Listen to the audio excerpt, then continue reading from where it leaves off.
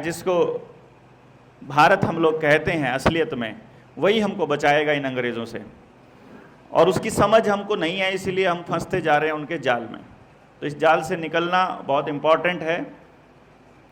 इस प्रोसेस पे हम आगे बढ़ेंगे उससे पहले हम लोगों को ये अंदाज़ा होना चाहिए कि हमारे साथ में क्या क्या षड्यंत्र हो रहे हैं।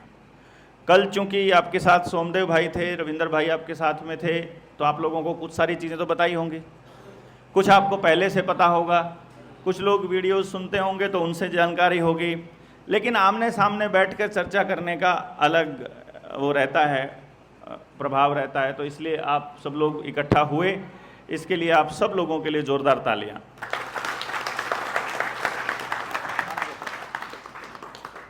गिलास में दिए, गर्म है, ठंडा दे दिए, बल्कि नॉर्मल दे।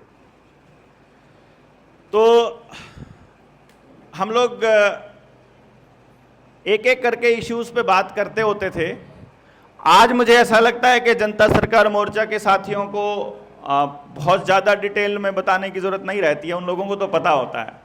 पर जो नए लोग आए हैं, उन नए लोगों को ज़रूर पता होना चाहिए कि जनता सरकार मोर्चा क्या है, जनता सरकार मोर्चा का मकसद क्या है, और ये जो लोग हैं ये इकट्ठे क्यों हुए थे, ये पता होना चाहिए हम लोगों को। तो इसके लिए मैं आपको बताऊं कि ये वो सारे लोग हैं जो अग्रणीय भूमिका में रहते हैं, जो पिछले कई सालों से अपने अपने हिस्से की लड़ाई लड़ रहे थे। जैसे मैं अगर अपनी बताऊं तो मैं एजुकेशन सेक्टर पे काम कर रहा था। मैं एक शिक्षक हूं बेसिकली, हरियाणा सरकार में नौकरी किया करता था।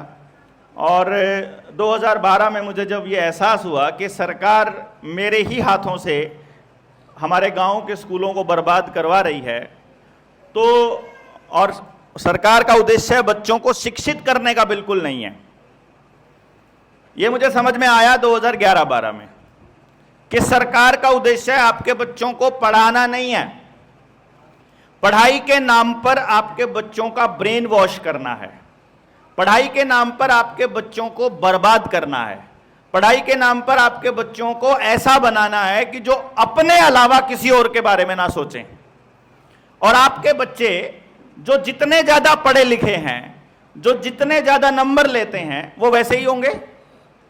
जितने ज़्यादा नंबर हैं उतने ही समाज से कटे हुए हैं। जितना इंटेलिजेंट है उतना ही समाज से टूटा हुआ है, उसको कोई लेना देना नहीं है समाज में क्या हो रहा है, उतना ही मतलब ही है।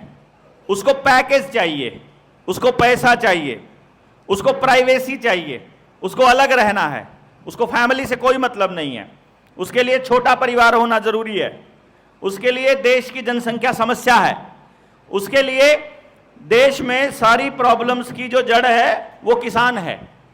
उसकी समझ में ये आता है कि सरकार बहुत अच्छी होती है, उसकी समझ में ये आता है कि जो लोग हैं वो निकम्मे हैं। जो पढ़ा लिखा आदमी है ना, उसको वो ये साबित करने पे लगा रहता है कि देश के लोग तो निकम्मे हैं और सरकार अच्छी है। ऐसा ही होता है ना।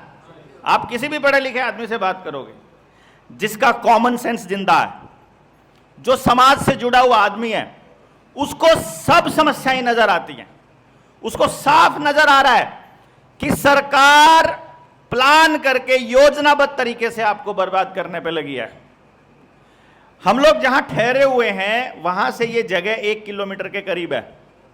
मैं रात को भी पैदल आया था यहां, और अभी सुबह भी हम लोग पैदल आए हैं। यहां पैदल आते हुए मैं और रविंदर रास्ते में बात कर रहे थे कि इस सड़क पर जितनी दुकानें हैं उनमें से एक भी दुकान की जरूरत नहीं है समाज को, लेकिन सरकारों ने समाज के बच्चों को यह यकीन दिला दिया कि हाथ का हुनर नहीं करना।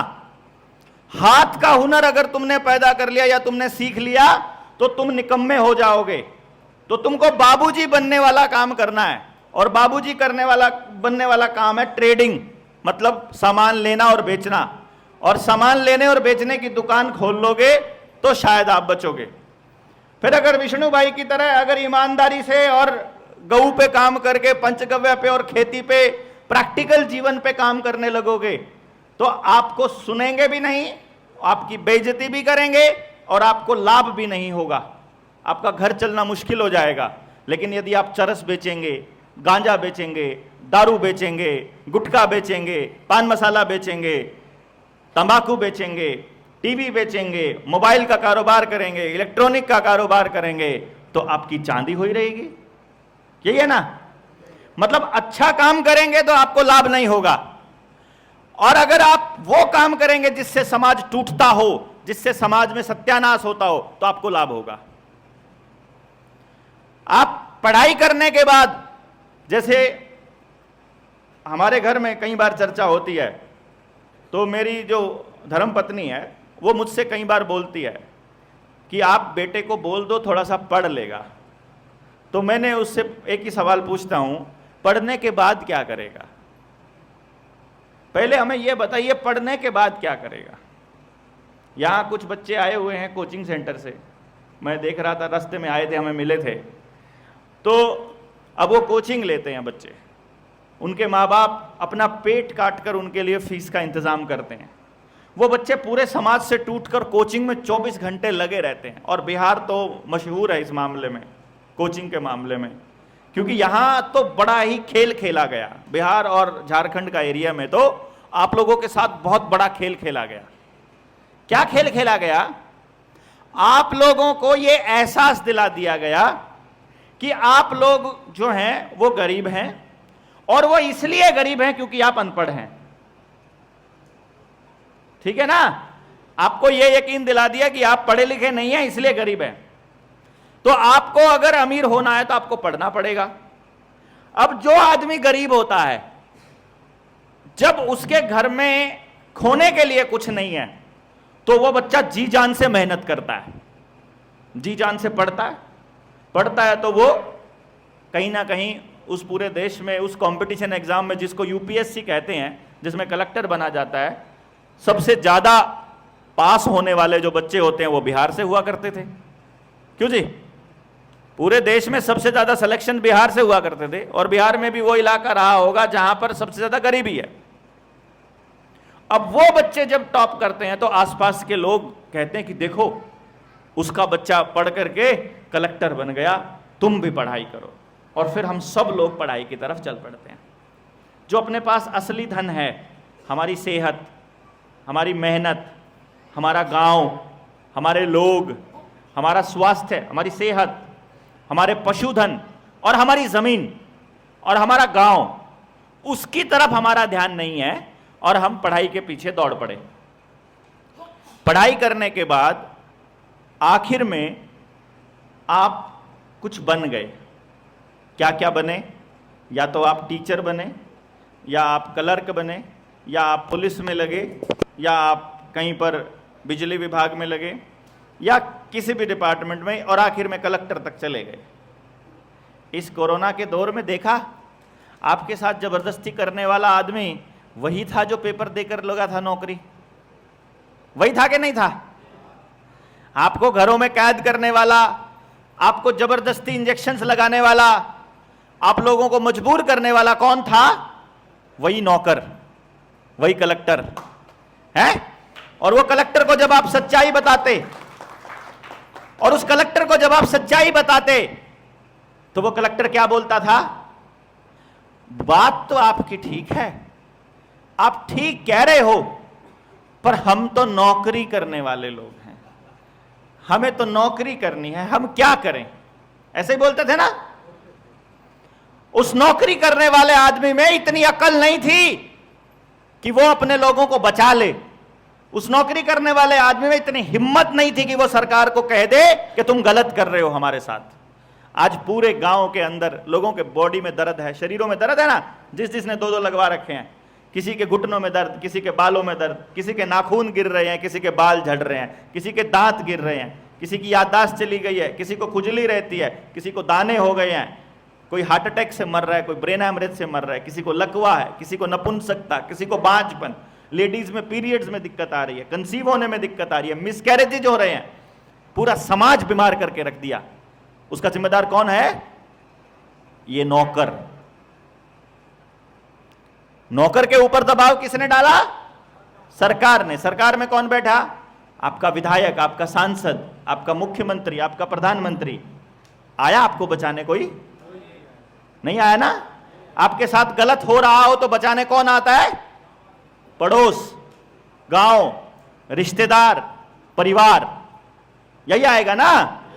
ये नौकर बचाने नहीं आएगा, सरकार बचाने नहीं आएगी। ये आपको कुचलने तो आ सकती है, ये आपकी जमीन हड़पने तो आ सकती है, लेकिन आपको बचाने नहीं आएगी। तो ये बच्चे जब नौकरी की तैयारी कर रहे थे तो मैं देख रहा था कि ये नौकरी करके क्या करेंगे। और मैं जब स्कूल में पढ़ाता था तब भी मैं यही सोचा करता था कि ये जो बच्चे मेरे सामने बैठे हैं स्कूल में, ये बड़े होकर क्या करेंगे। और यही सवाल मुझे मेरे बच्चे के लिए समझ में आता था कि मेरा बच्चा बड़ा होकर क्या करेगा। तो मैं अपनी धर्मपत्नी से बोलता, मैंने कहा भाग्यवान ये करेगा क्या पढ़ के? पढ़ने के बाद इस डिग्री का, इस सर्टिफिकेट का, इस पेपर का, इस रैंक का सिर्फ एक ही काम होगा, और वो होगा इसे नौकर बनाना। और हमारे पुरखे कहा करते थे नौकरी सबसे नीच काम। और ये इस कोरोना में साबित हो गया कि नहीं हो गया? तो हमने तो तय किया भैया, ना तो हम नौकरी करने की इच्छा रखने वाली बच्ची को, बेटी को अपनी पुत्र वधू बनाएंगे, और ना अपने बेटे को कभी नौकर बनाएंगे। सीधी सी बात है। नौकरी करने वाले तो समाज के सबसे नीच लोग हैं। और मैं तो देख रहा था नौकरी करने के बाद जो अपना गांव छोड़कर चला गया, नौकरी लगने के बाद उस व्यक्ति ने कभी आकर आपके गांव की सुध ली क्या?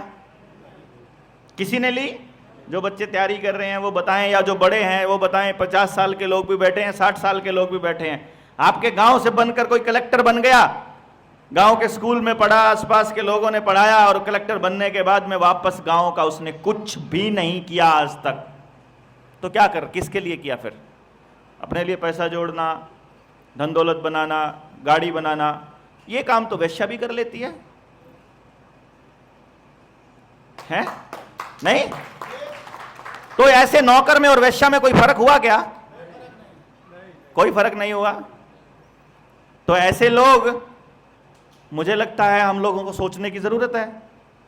तो जब मुझे ये समझ में आया तो मैंने नौकरी छोड़ना बेहतर समझा, और छोड़ करके अपने समाज पे काम करना शुरू किया। धीरे धीरे देश भर के सारे प्रदेशों में जाना शुरू किया। तो मुझे एक बात समझ में आई, और वो बात ये थी कि बिहार का आदमी को तो यकीन दिला दिया कि तुम पढ़े नहीं हो इसलिए तुम गरीब हो, और तुम्हारी ज़मीनें तो किसी काम की नहीं हैं, ज़मीन में तो कुछ नहीं रखा है, खेती से तो कुछ नहीं हो सकता, पशुधन से तो कुछ नहीं होगा। और फिर यहाँ का आदमी नौकरी करने के लिए, झारखंड का, बिहार का आदमी नौकरी करने के लिए किधर चला? दिल्ली, हरियाणा, पंजाब, है ना, कि उधर हम लोग मेहनत करेंगे जा करके। वहाँ जाकर मेहनत करने लगा। और जब यहाँ का नौजवान पेपर की तैयारी में लगा हुआ था और उधर हरियाणा, पंजाब में जाकर के शरीर से मेहनत कर रहा था, तो पीछे से पता चलता है अंबानी और अडानी को बिहार की ज़मीन चाहिए। वो तो यहाँ पर प्रोजेक्ट लगा रहे हैं, उनको तो यहाँ माइनिंग के ठेके मिले हैं, उनको तो यहाँ बांध बनाने का ठेका मिला है, उनको तो यहाँ कोयले की खदान भी मिली है, सोने की भी मिली है, बॉक्साइट की भी मिली है कि नहीं? अच्छा, आप लोगों को पेपर के पीछे इसलिए लगाया गया कि कहीं कोई गलती से हमारे जैसा आदमी जो थोड़ा बहुत जानता हो वो नौकरी के अंदर ही फंसा रहे, और पेपर में लगा रहोगे तो आपको सच्चाई बात का पता नहीं चलेगा। क्या आपको मालूम है कि इस धरती पर जो आदमी इस देश का नागरिक है, जो असली नागरिक है, कौन? जो वोट नहीं डालता, वो असली नागरिक है। पता आपको ये बात? नहीं पता? तो मैं आपको बताता हूं, जो वोट डालता है वो इलेक्शन में भाग लेता है, इलेक्शन करता है कि नहीं? यानी कि जो वोटिंग में भाग लेता है वो इलेक्ट करता है। और असल में भारत की हुंकार है, असल में जनता सरकार है। तो सरकार का मतलब कौन है? मालिक है। और जो तनख्वाह लेता है वो कौन होता है? नौकर। तो प्रधानमंत्री तनख्वाह लेता है, राष्ट्रपति तनख्वाह लेता है, मुख्यमंत्री भी लेता राज्यपाल भी लेता है, डीसी कलेक्टर भी लेता है, तो क्लर्क से लेकर और राष्ट्रपति तक सारे के सारे तनख्वाह लेते हैं। अगर वो तनख्वाह लेते हैं तो वो नौकर हैं, और नौकर का इलेक्शन होता है कि सिलेक्शन होता है? सिलेक्शन होना चाहिए। मालिक छांटेगा कि किसको नौकर बनाना है, ऐसे होता है ना, मालिक तय करता है ना। इसीलिए जो आदमी इस धरती का मालिक है वो कभी इलेक्शन में पार्टिसिपेट नहीं करता है। जो आदमी दूसरे देश में से आया है, जो बाहर का आदमी है, वो इलेक्शन में पार्टिसिपेट करता है, वो सिलेक्शन में पार्टिसिपेट नहीं कर सकता क्योंकि वो बाहर का आदमी है। तो जो आदमी ये मानते हैं कि मैं इस देश का नहीं हूं, जो आदमी ये मानते हैं कि मैं इस देश का असली नागरिक नहीं हूं, मैं तो शरणार्थी हूं, मैं तो माइग्रेंट हूं, वो आदमी सिर्फ इलेक्शन में भाग लेता है। तो आप सब लोग इलेक्शन में भाग लेते हैं, तो आप ये मान लेते हो कि हम लोग बाहर से आए हैं। अब कई बार आदमी मानता नहीं है, जब वो गांव में रहता है, जब वो अपनी जगह पर रहता है तो वो मानता नहीं है। तो सरकार क्या खेल खेलती है? फिर सरकार फिर आपके बीच में ऐसे लालची लोगों को लेकर आती है जो कहती है कि भैया तुम्हें तो इलेक्शन में पार्टिसिपेट करना चाहिए। देखो, बहुत गौर करने की बात है ये। असल में कोरोना खतरनाक था या उसका इंजेक्शन? क्या था? जोर से बोलो, क्या खतरनाक था? आप बोल रहे हो इंजेक्शन। कोई मानता है कोरोना भी खतरनाक था? नहीं मानता। तो प्रचार किसका किया? प्रधानमंत्री ने प्रचार किसका किया? मास्क का, कोरोना का, कोरोना के इंजेक्शन का, है कि नहीं? उस कोरोना के नाम पर दिए गए ड्रामों का, लोन का, जबरदस्तियों का, उन सब का उसने प्रचार किया। कोरोना के वैक्सीन की कंपनियों ने अपनी वेबसाइट के ऊपर अगर कोई इनके साइड इफेक्ट लिखे हुए थे, उसका प्रचार किसी ने किया? टीवी ने किया? अखबार ने किया? प्रधानमंत्री ने किया? मुख्यमंत्री ने किया? किसी सामाजिक संस्था ने किया? किसी ने नहीं किया। इसका मतलब फायदे की चीज का प्रचार नहीं होगा, और जिसका प्रचार होगा उसका फायदा नहीं होगा। इसका मतलब आपके टेलीविजन में जिसका भी प्रचार चल रहा है, आपके मोबाइल में जिसका प्रचार चल रहा है, आपके अखबार में जिसका फ्रंट पेज पे फोटो आ रहा है, जिसका प्रचार सरकार कर रही है, वो आपके सत्यानाश का कारण है। इसका सीधा मतलब यह है। नहीं समझे? समझ गए? तो सरकार आपको किस चीज के लिए प्रचारित कर रही है? कि उसने नौकरी के लिए तैयारी की। क्या बोलेंगे अखबार में? कैसे छप के आएगा? रिक्शा चलाने वाले ने अपनी सारी प्रॉपर्टी बेच दी और फिर बेटी को पढ़ाया। उसने, किसान ने अपनी जमीन बेच करके शहर में शिफ्ट हो गया और वहां पेपर दिलवाया और वो पास हो गई। वो कभी भी उन 10 लाख बच्चों का जिक्र नहीं करेंगे जिनके माँ बाप ने उन बच्चों के लिए इतना बलिदान किया था और वो सिलेक्शन नहीं हुआ। होगा भी नहीं। भाई 10 लाख बच्चे हैं, फार्म भरा 10 लाख बच्चों ने, 1000 बच्चों के लिए पोस्ट है, तो कितने बच्चों का सिलेक्शन होगा? 1000। मतलब 9,99,000 बच्चों का सिलेक्शन है नहीं होना। होना ही नहीं है। कितना ही पढ़ लो, कितने ही पेपर दे लो, जब 1000 सीट है तो 1000 से ज्यादा बच्चों का सिलेक्शन नहीं होगा। लेकिन सरकार यह प्रचारित करेगी कि जिनका सिलेक्शन नहीं हुआ वो योग्य नहीं थे। अखबार यह प्रचारित करेगा कि वो योग्य नहीं थे। उस 9,99,000 बच्चों में भी बहुत सारे बच्चे, बहुत सारे परिवार ऐसे होंगे जिन्होंने अपनी जमीनें गिरवी रखकर अपने बच्चों को पढ़ाया था, लेकिन उनका जिक्र कहीं भी नहीं होगा। तो इसका मतलब यह हुआ, यदि इलेक्शन कमीशन और सरकार 24 घंटे ये प्रचार कर रही है कि आपको मतदान करना चाहिए, तो मतदान आपके फायदे का है कि नुकसान का है? अगर नुकसान का है तो नुकसान क्या है, और अगर फायदे का है तो अब हम इसका फायदा कैसे उठाएं, ये बड़ा जरूरी है। 2024 का चुनाव है। देश में मौजूदा प्रधानमंत्री के खिलाफ बहुत तगड़ा माहौल है कि नहीं? नीतीश कुमार को जूते लगने वाले हैं? लगने वाले हैं कि नहीं? बिहार में, झारखंड में किसकी सरकार है? बीजेपी की है? और कौन सी पार्टी है? झारखंड मुक्ति मोर्चा की। अच्छा, हाँ, झामुमो जो जेल में है।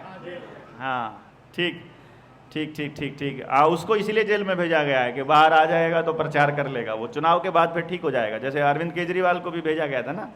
तो आने वाले वक्त में इसका मतलब ये हुआ, अच्छा, झारखंड आदिवासी इलाका है तो आदिवासी महिला को बिठाया है उन्होंने राष्ट्रपति पद पर। जैसे वो आपके बीच के आदमी का इस्तेमाल करते हैं आपके बीच घुसने के लिए, जिस दिन द्रौपदी मुर्मू राष्ट्रपति पद के लिए नॉमिनेट की थी ना बीजेपी ने, उस दिन यकीन तो था सबको कि बीजेपी का कैंडिडेट ही जीतेगा। उस दिन जैसे ही नॉमिनेशन हुआ, मेरे मुंह से सबसे पहला शब्द निकला था, अब आदिवासियों की खैर नहीं। जैसे ही वो बनी राष्ट्रपति, मुझे समझ में आ गया कि अब आदिवासियों की वाट लगने वाली है, क्योंकि अब उसके बहाने से लपेटा जाएगा सबको। तो अब की बार आप लोगों को एक बात ध्यान में रखनी है, एनडीए सरकार के साथ जो भी व्यक्ति है ना, एनडीए यानी कि बीजेपी के साथ जो भी व्यक्ति है, उसके खिलाफ पहले से ही माहौल है।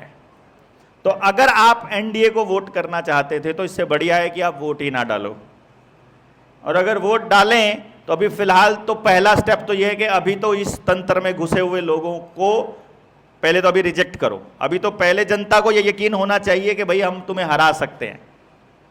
पहले यह यकीन हो जाए, तुम्हारे पास जितनी मर्जी ईवीएम हो, तुम्हारे पास जो मर्जी हो, पहले तो तुमको हराएं। उसके बाद वोट डालनी है कि नहीं डालनी है, इस पर चर्चा इलेक्शन के बाद करेंगे। क्योंकि हमको जो अगली लड़ाई लड़नी है वो इस बात की लड़नी है कि हम असली में इस देश के नागरिक बनेंगे कब, असली में हम मालिक कब बनेंगे।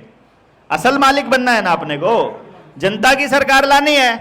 और अगर जनता की सरकार लानी है तो इनके तरीके से तो नहीं होगा, इलेक्शन के तरीके से तो नहीं होगा, ये तो सिलेक्शन के तरीके से होगा। तो सिलेक्शन के तरीके से कैसे लानी है, ये चुनाव के बाद हम लोग तय करेंगे। अब क्योंकि आपको शरणार्थी साबित करना है, क्योंकि आपको माइग्रेंट साबित करना है, तो इसीलिए वो क्या करेंगे, इसीलिए वो आपको इस तरह के मौके देंगे। सरकार ऐसी पॉलिसी बनाएगी कि आप अपने गांव में रहकर कोई काम ना कर पाओ। पढ़ाई पढ़नी है तो शहर जाना पड़ेगा, नौकरी के लिए अप्लाई करना है तो कोचिंग के लिए बाहर जाना पड़ेगा, फिर नौकरी करनी है तो अपना गांव छोड़कर कहीं और नौकरी करनी पड़ेगी। शहर में रहते हो तो गांव में नौकरी करनी पड़ेगी, गांव के हो तो किसी और गांव में जाकर नौकरी करनी पड़ेगी। बिजनेस करना है तो भी आपको शहर में ही दुकान खोलनी पड़ेगी। कोई मैकेनिक का काम सीखा है तो भी आपको शहर में ही दुकान खोलनी पड़ेगी। आपको कोई और मतलब कुछ भी करना है, कुछ भी करोगे, उसके लिए आपके लिए उपयुक्त माहौल सरकार गांव में देगी कि शहर में देगी? शहर में देगी। और गांव को बर्बाद करने के लिए लोगों का शहर में माइग्रेंट होना बड़ा जरूरी है। जब आप शहर में चले जाओगे, शहर में बहुत सारी भीड़ हो जाएगी, तो उसके बाद वो आपको शहर से फिर बोलेंगे कि इस देश में कुछ नहीं रखा है, अब दूसरे देश में चलते हैं। क्यों जी? यहां से झारखंड से और बिहार से बहुत लोग गए ना पंजाब और हरियाणा, और वहीं जाकर बस गए। अब पूरी की पूरी कॉलोनीज बसा ली उन लोगों ने। यहां वाले लोगों ने, बिहारियों ने वहां जाकर के, झारखंड वालों ने वहां जाकर के अपनी पूरी कॉलोनीज बसा ली। अब वो उनका वोट बैंक हो गए, क्योंकि वोट पूरा का पूरा चंक है, वहां मेहनत करने वाले लोगों का पूरा जखीरा है। अब वो जखीरा है तो वो उनके वोट बैंक है, तो जिनके वोट बैंक है वो उनका सपोर्ट करते हैं।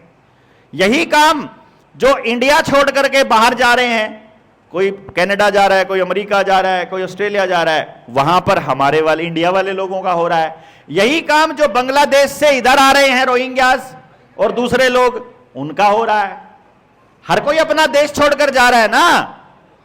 नेपाल से भी आ रहे हैं इधर छोड़ करके, नेपाल से छोड़ के भी आ रहे हैं ना भारत में, तो उनका भी एक अलग इलाका बस रहा है। इसका मतलब यह हुआ कि आप लोगों का बिहार छोड़कर जाना, हम लोगों का हरियाणा पंजाब छोड़कर जाना, बांग्लादेशियों का बांग्लादेश छोड़कर आना, यह सब योजना का हिस्सा है। अभी डंकी में बाहर जाते हैं, अमेरिका जाते हैं, तो डंकी में पहले तो इधर जमीन बेचकर जाओ, फिर वहां जाओ, धक्के खाते रहो। कोई 6 महीने में पहुंचता है, कोई 2 महीने में पहुंचता है, कोई 1 साल में पहुंचता है, कोई पहुंचता ही नहीं है। किसी की डेड बॉडी भी नहीं पहुंचती है, किसी किसी की डेड बॉडी मिल जाती है, किसी किसी की डेड बॉडी भी नहीं पहुंचती है। ऐसा देश जिसके पास इंटरनेट है, ड्रोन है, हाई सिक्योरिटी है, सबसे ज्यादा हथियार हैं, पूरी सुरक्षित सीमा है, उस देश में भी डंकी से किसी देश में लोग एंटर कर जाएंगे, ये कोई इत्तेफाक नहीं हो सकता भाई। अगर वो चाहें और अगर सरकार चाहे, आप लोगों के साथ 2 साल पहले इन सरकारों ने ये साबित कर दिया कि यहां बिना आर्मी के आपकी ऐसी हालत कर दी, आप गांव से बाहर नहीं निकल सकते थे, आपको एक जिले से दूसरे जिले में जाना पड़ता था तो नाकाबंदी होती थी वहां पर, और आपको सब कुछ दर्ज करवा के जाना पड़ता था। आप एक स्टेट से दूसरे स्टेट की तो कहानी ही छोड़ दीजिए, और एक देश से दूसरे देश का तो बात ही करना बंद कर दीजिए। इसका मतलब कि जो डंकी से दूसरे देशों में भेजे जा रहे बच्चे हैं, ये भी पूरा गेम प्लान है। जैसे मैंने आपको बताया था कि सही चीज बेचने वाले को कभी लाभ नहीं मिलेगा, लेकिन पेस्टिसाइड, यूरिया, दवाई, मोबाइल, टीवी, इंटरनेट का काम करने वाले को प्रॉफिट ही प्रॉफिट मिलेगा। तो आजकल सबसे बड़ा धंधा जो चला हुआ है ट्यूशन सेंटर के बाद, वो चला हुआ है माइग्रेशन का, इमिग्रेशन का, दूसरे देशों में भेजने का। वो दफ्तर बने हुए हैं ना, आइल्स के सेंटर बने हुए हैं, अंग्रेजी सीखते हैं, यानी कोचिंग सेंटर का धंधा, ये भी देश को बर्बाद करने का। पेस्टिसाइड का धंधा, ये भी। ड्रग्स का धंधा, ये भी। दवाइयां जो बेचते हैं फार्मास्यूटिकल कंपनियों के, ये भी। अब डॉक्टर जो है एमबीबीएस कर लेता है, लेकिन उसने दवाई कौन सी देनी है ये कंपनी का एमआर बताता है उसको। ये तो सब लोगों को पता है कोई मेडिकल लाइन से किसी का मेडिकल लाइन से वास्ता पड़ा हो, पता है कि नहीं? इसका मतलब असली जो बीमारी है वो सरकार ही है, और इसका इलाज जनता। ठीक है, सरकार का इलाज जनता है, और तभी जनता सरकार बात बनेगी। इसी मिशन को लेकर के हम लोग निकले हुए। और जो मैंने आपको शुरुआत की थी बात, कि जब स्कूल में काम करते हुए ये महसूस हुआ कि सब छोड़ना पड़ेगा, तो छोड़ करके अपना एक सिस्टम तैयार किया और लोगों को समझाना शुरू किया। इसी तरह कोई खेती पे काम करता है हमारे बीच में, कोई आयुर्वेद पे काम करता है, कोई पंचगव्य पे काम करता है, कोई अलग अलग हिस्सों पे समाज को बचाने के अलग अलग, कोई बीजों पे काम करता है। अब उन इस विषयों पर काम करते करते जिन जिन लोगों को ये लगा कि हम सबको मिलकर के अपने समाज के लिए कुछ करना चाहिए, तो उन्होंने बैठ करके 2022 में, जब कोरोना का दौर चला हुआ था, चारों तरफ लॉकडाउन लगा हुआ था, मास्क के नाम पर चालान कट रहे थे, और मास्क के नाम पर चालान कटते कटते जब लोगों से, सरकारों से लड़ते लड़ते बाय चांस ऐसा हुआ कि हम लोगों की नज़रों में पहुंच गए। वो जो वीडियो वायरल हुई और उसकी वजह से पता लग गया लोगों को कि लोग लड़ रहे हैं, डिस्कोर्स चालू हुआ, चर्चा चालू हुई, और लोगों को इस पे चर्चा होते ही अब पता लग गया कि सारा खेल सरकार पूंजीपतियों के साथ और फार्मा कंपनियों के साथ मिलकर के कर रही है। तो लोग खड़े होने शुरू हुए। तो हमने जनता सरकार मोर्चा की एक मीटिंग बुलाई कि हम एक मोर्चा तैयार करते हैं जिसका काम होगा समाज को दिशा दिखाना, जिसका उद्देश्य होगा समाज के अंदर उन लोगों को इकट्ठा करना जो समाज के लिए कुछ करना चाहते हैं, जो सच की लड़ाई लड़ना चाहते हैं, जो ईमानदारी से जीना चाहते हैं। आप में से कौन है जो डिप्रेशन में जीना चाहता है, जो गुस्से में जीना चाहता है, जो चाहता है मेरे परिवार में प्रेम ना हो, जो चाहता है कि पैसा खूब हो पर लड़ाई बेशक बजती रहे? चाहता है कोई? पैसा चाहिए कि प्रेम चाहिए? हर तरफ प्रेम ही चाहिए। पैसा हो और डिप्रेशन हो किसी काम का नहीं है। पैसा है, शरीर में दर्द है, किसी काम का नहीं है। पैसा है और घर में क्लेश है, कोई काम का नहीं है। सब कुछ है, लेकिन अगर समाज में आपकी स्वीकार्यता नहीं है तो किसी काम के नहीं हो। इसका मतलब समाज ज्यादा इंपॉर्टेंट है। तो समाज को जो ज्यादा इंपॉर्टेंट मानते हैं, जो लोगों को ज्यादा महत्व देते हैं, जो सच्चाई को महत्व देते हैं, ऐसे लोगों को इकट्ठा करने के लिए फिर जनता सरकार मोर्चा का गठन हुआ, और सारे साथियों ने मिलकर के ये तय किया कि एक काम करते हैं, पूरे देश में से ऐसे लोगों को छांटते हैं, ऐसे लोगों को ढूंढते हैं और ढूंढ करके देखते हैं कि कहां कहां कैसे कैसे लोग हैं। तो आप लोगों को बुलाने के पीछे, आप लोगों को यहां ट्रेनिंग में बिठाने के पीछे एक पर्पस है कि भैया आप लोग तय कर लीजिए कि आपको जनता सरकार मोर्चा के साथ कितना लंबा चलना है। यहां आपके दो उद्देश्य हैं। एक उद्देश्य है, कोई साथी यहां ऐसा इसलिए भी आ सकता है कि भाई उसका बहुत बड़ा कर्जा है, उसको बैंकों ने बहुत परेशान कर रखा है और वो बहुत दुखी है, और उसको पता चला कि जनता सरकार मोर्चा के साथ ही कर्ज मुक्ति वाला कोई अभियान चलाए हुए हैं, तो वो अपने समस्या के समाधान के लिए मोर्चा से संपर्क किया। मोर्चा के लोगों ने उसे बोला कि तुम ट्रेनिंग में आओ। तो मैं आप लोगों को आश्वासन देता हूं, यदि आप लोग ट्रेनिंग में आए हो तो आप लोगों की जो लोन वाली जो समस्या है उसका समाधान तो अभी के अभी हो गया, समझ लो। मतलब आपको इसके लिए बहुत ज्यादा दूर जाने की जरूरत नहीं है। यानी कि अपनी लोन की समस्या का समाधान करने के लिए आपको मोर्चे से जुड़े रहने की बिल्कुल जरूरत नहीं है। समझ गए बात आप? आज आप आए हो, मोर्चे का एक नंबर है, हम आपको जारी कर देंगे, उस नंबर पे मिस्ड कॉल करिए, और उस नंबर पर मिस्ड कॉल करने के बाद आपका लोन वाली समस्या का तो समाधान अभी के अभी हो जाएगा। ठीक है? अब बची अगली समस्या कि जो देश की समस्याएं हैं, जो समाज की समस्याएं हैं, जो आपके घर की समस्याएं हैं, आपके बच्चे की शिक्षा है, स्वास्थ्य है, से उसकी सेहत के साथ साथ उसके रोजगार की है, और समाज में जो अव्यवस्था फैली है, जो नशे का कारोबार चल रहा है, जो समाज को बर्बाद करने की ताकतें लगी हुई हैं बर्बाद करने के लिए, उनसे जो लड़ाई है वो लड़ना इंपॉर्टेंट है। अब जो साथी इस मोर्चे में अपने लोन वाले मुद्दे को साइड में रख करके बाकी समाज की लड़ाई लड़ना चाहता है, हमें उन लोगों की तलाश है कोई हमारे बीच यहां ऐसा साथी जो समाज की लड़ाई के लिए तैयार है कोई? हाथ नीचे करो। ऐसा कोई है जिसको सिर्फ अपनी लड़ाई से मतलब है, समाज की लड़ाई से कोई मतलब नहीं? नहीं, बहुत अच्छी बात, आप सबके लिए जोरदार तालियां हो जाए। तो यह कहने का मतलब यह हुआ, इस बातचीत के अंत में मैं आपको एक नंबर दे दूंगा, उस नंबर पर आप जब आप खाना खाने जाएंगे उस टाइम पर आपने एक मैसेज कर देना है कि आज हम ट्रेनिंग में हैं। जो कभी ट्रेनिंग में नहीं आया है उसके लिए है ये। और जो साथी सेकंड लेवल की ट्रेनिंग में आना चाहता है वो तो नाम लिखवा ही देगा। 9 तारीख से 15 तारीख सबको मालूम है ना? 9 तारीख से 15 तारीख तक सेकंड लेवल की ट्रेनिंग है जो इस लड़ाई को आगे लेकर के जाने में हेल्प करेगी। और तीसरा, इस 3 दिन की ट्रेनिंग से जो भी आपको समझ में आता है उसके बाद आपने अपना क्षेत्र चुन लेना है। क्षेत्र कैसे?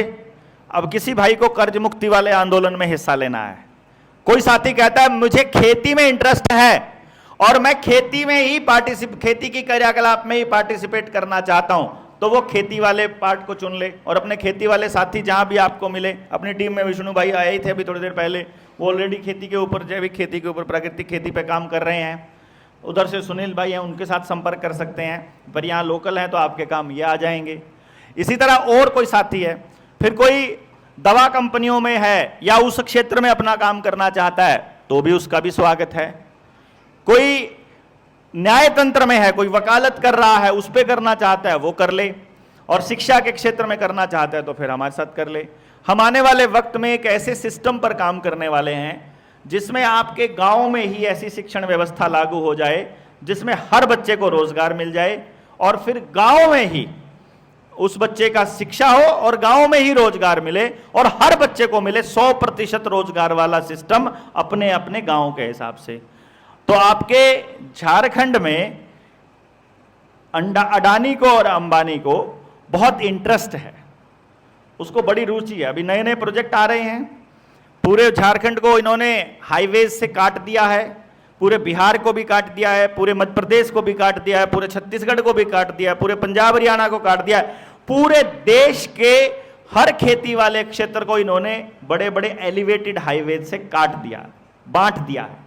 ये ऊपर से जहाज से हिसाब लगाते हैं कि इस वाले लाइन से इस वाली लाइन के बीच का अडानी को देना है, ये वाला टाटा को देना है, ये वाला नंदन नीलकेणी को देना है, ये वाला आनंद महिंद्रा को देना है, यहाँ पर खेती वो करेंगे। और जो ये लोग हैं जिनकी ज़मीनें हैं, इनको तो यहाँ से माइग्रेंट करना बड़ा आसान है। ये तो रोज़ खुद ही कहते रहते हैं खेती में कुछ नहीं रखा है, खेती छोड़कर कहीं पे काम धंधा कर लो। अभी आप ट्रेडिंग करते हो, दुकान पे सामान बेचते हो, तो किन का बेचते हो? अपना बनाया हुआ या कंपनियों का? तो कंपनियां मजबूत होती हैं कि आप मजबूत होते हो? प्रॉफिट कंपनी को ज़्यादा होता है कि आपको? कंपनी को होता है। तो कंपनी मजबूत होगी तो मजबूत आदमी फिर आपको रगड़ना आसान हो जाएगा। आप रोज कमजोर होते जाओगे, इधर से दुकानदारी कर रहे हो, फिर जीएसटी भरना पड़ेगा, फिर इनकम टैक्स वालों को भी देना पड़ेगा, फिर कोई ना कोई अधिकारी आ जाए तो उसको भी रिश्वत खिलानी पड़ती होगी, है कि नहीं?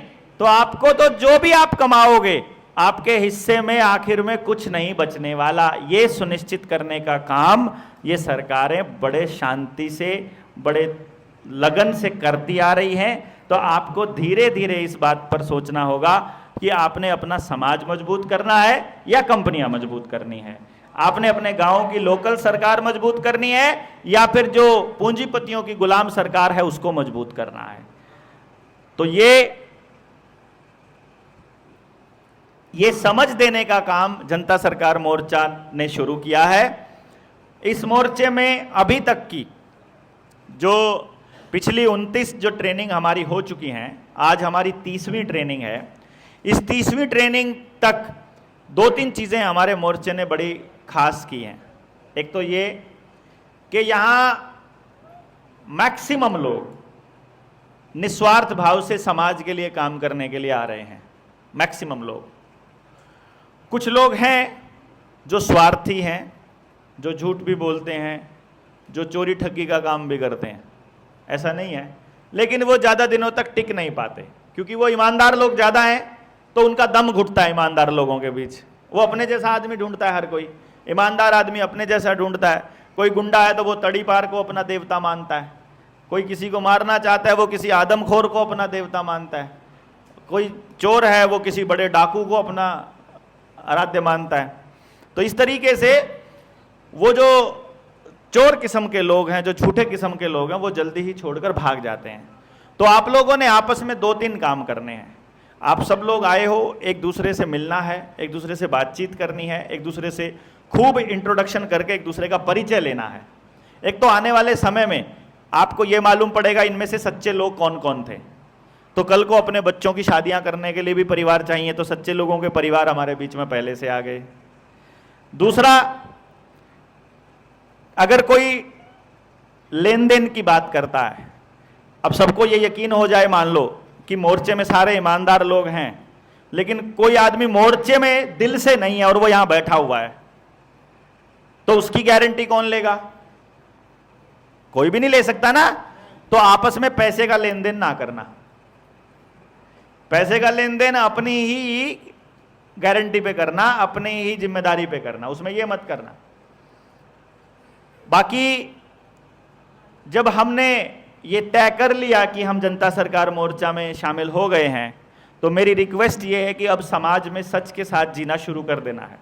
किसी के साथ चोरी ठगी हमने नहीं करनी है, किसी के धन के ऊपर हमने नज़र नहीं रखनी है, किसी की बहू बेटी पर गलत नज़र हमने नहीं रखनी है, किसी को गलत नज़र से देखना नहीं है, किसी कोई तरक्की कर रहा है उसको करने देना है, बल्कि मदद की जाए तो अच्छी बात है। और अगर कोई सामान बेच रहे हो और आपको लगे कि ये सामान समाज की खराबी के लिए है, समाज का नुकसान हो रहा है और ये सामान बेचने से उल्टा नुकसान है समाज का लाभ की बजाय, तो फिर हमें धीरे धीरे उसका अल्टरनेट ढूंढना पड़ेगा।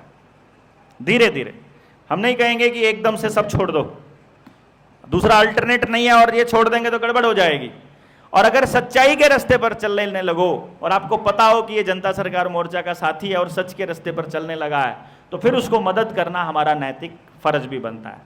कोई साथी है वो अभी मान लो पंचगव्य पे काम करना चाहता है या गौ माता पे काम करना चाहता है या खेती पर काम करना चाहता है जो समाज के फायदे की है, वो प्लास्टिक का सामान बेचता था पहले, अब वो उसको बेचना बंद करना चाहता है, तो अगर वो सही चीज़ बेच रहा है जिससे लोग हेल्दी रहें तो उसको सपोर्ट करना फिर हमारा फर्ज है।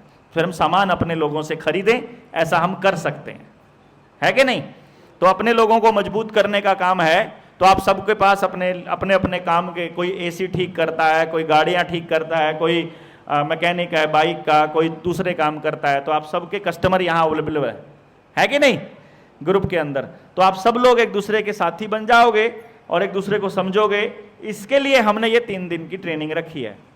तो बीच में चले जाओगे अगर, तो फिर एक दूसरे से मिल नहीं पाओगे। तो जब यहाँ से, जब ये सेशन ना चल रहा हो और आप बाहर हो, खाने पर हो, तो हमेशा उस आदमी के साथ बैठना है जिसको आप जानते नहीं हो। ठीक है ना?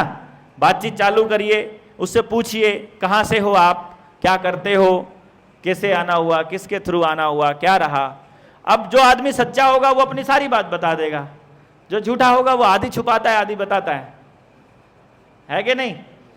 उससे पता चल जाएगा। फिर कोई चीज़ छुपा रहा है तो उससे मत पूछो ज़्यादा, ठीक है भाई रहने दे, दूसरे से पूछ लेंगे, तीसरे से पूछ लेंगे। और ऐसे करके आप एक दूसरे से मिलोगे। फिर हमें मालूम रहेगा कि आने वाले टाइम में जब हमने सरकारों को चैलेंज देना है, जब आरबीआई को हमने बंद करना है, जब सारे बैंक अब बंद होने लगेंगे, उस टाइम जो व्यवस्था बनानी होगी, उस बनाने वाली प्रक्रिया में फिर आप लोगों की मदद की ज़रूरत पड़ेगी। तो जो आप लोगों ने एक दूसरे के साथ समय बिताया होगा, उस समय में आपकी ईमानदारी कितनी रही है, ये बात फिर तय करेगी कि आपको उस व्यवस्था में कौन सी जिम्मेदारी फिर दी जाएगी। तो ये एक प्लानिंग मोटी मोटी मैंने आप लोगों के सामने रखी कि जनता सरकार मोर्चा क्या है। तो यदि आप इस परिवार का हिस्सा बनेंगे इस 3 दिन की ट्रेनिंग के बाद, जो कि आपने खुद तय करना है, तो फिर आपने ये चीज़ कोशिश करनी है कि आप जितना हो सके ईमानदारी के रास्ते पर चल सकें। क्योंकि कल को सरकारों से जब लड़ाई लड़नी होगी तो भैया वहाँ चोर किस्म के लोग और जो आत्मा मरी हुई है ऐसे लोग नहीं लड़ पाएंगे। हाँ, कर्जे की पोजीशन की वजह से आप अंदर से टूटे हुए हैं, आप हिम्मत हारे हुए हैं, उसकी टेंशन छोड़ दो। कल तक आपको पूरा पका के भेजेंगे कि दिक्कत आपकी नहीं है। ठीक है ना? बाकी समस्या, आप अपने आसपास की समस्या को कैसे समाधान करना है उस पर आप चर्चा कीजिए। बाकी चीजों पे हम लोग लड़ ही रहे हैं। तो ये तो हुआ मोर्चे का मोटा मोटा परिचय।